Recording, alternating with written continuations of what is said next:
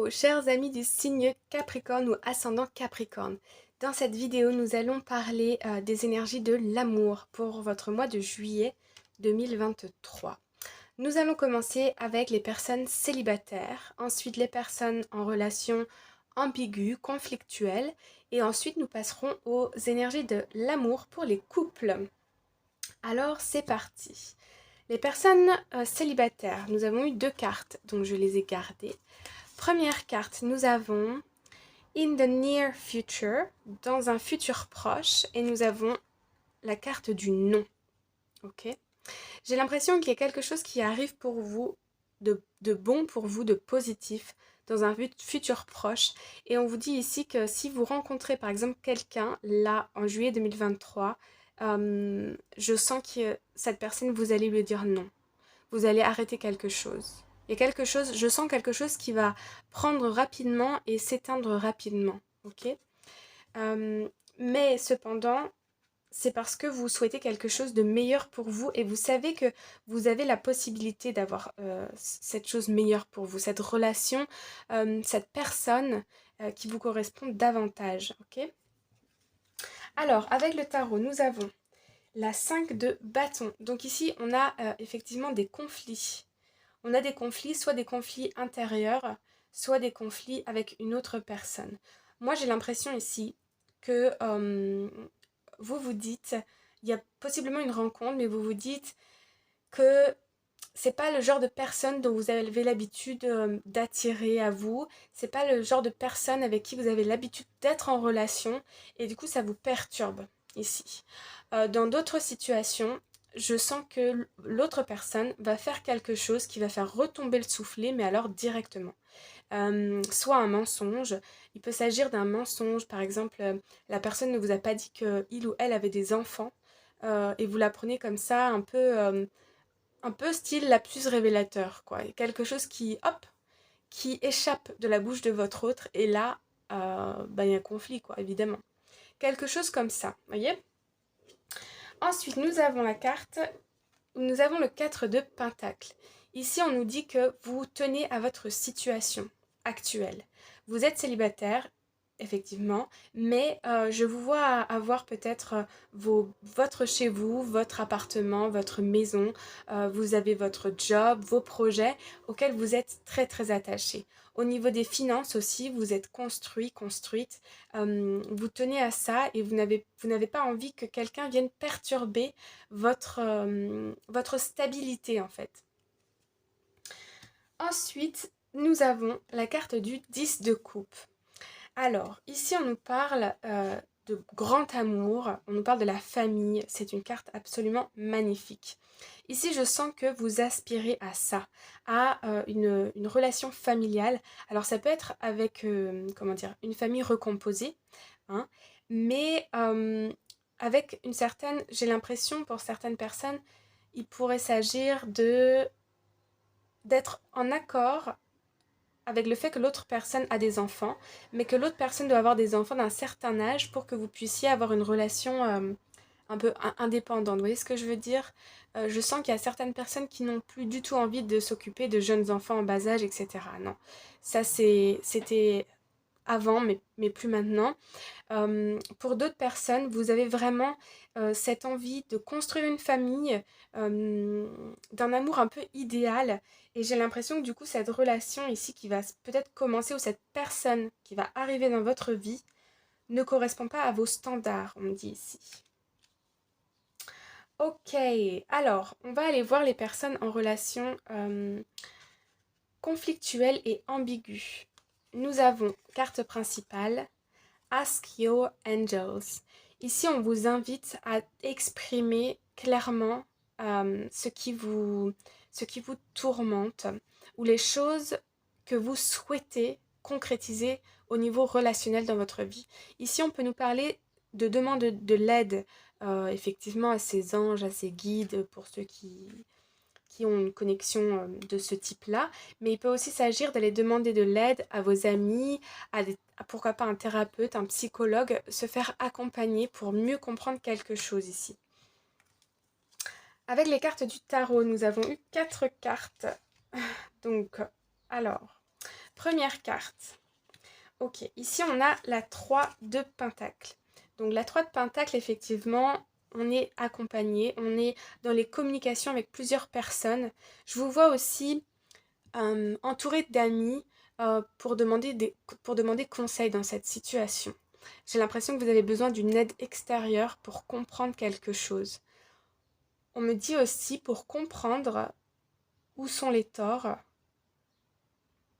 s'il y a eu une dispute. Si vous avez vos torts, et quels sont vos torts, et quels sont les torts de votre autre. Pour pouvoir ici mieux comprendre une situation. J'ai l'impression que vous êtes dans le flou. Ensuite, deuxième carte, nous avons l'As d'épée. Alors, l'As d'épée ici, on y voit plus clair, d'accord?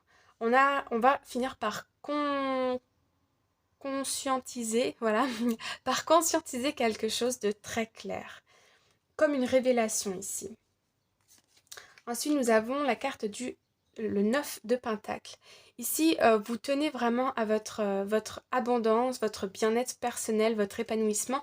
Et d'ailleurs, c'est ce que vous voulez dans votre vie. Et ce déclic ici, le fait de se faire accompagner, il y a peut-être une personne autour de vous qui va vous dire un mot, une phrase qui va qui va déclencher quelque chose. Et ça va vous permettre de mieux voir dans l'avenir au niveau du relationnel avec votre autre personne ici. Ok, pour pouvoir vous épanouir. Ok, ici nous avons la 7 de bâton. Effectivement, dans cette relation, il y a quand même beaucoup de trahison, de mensonges.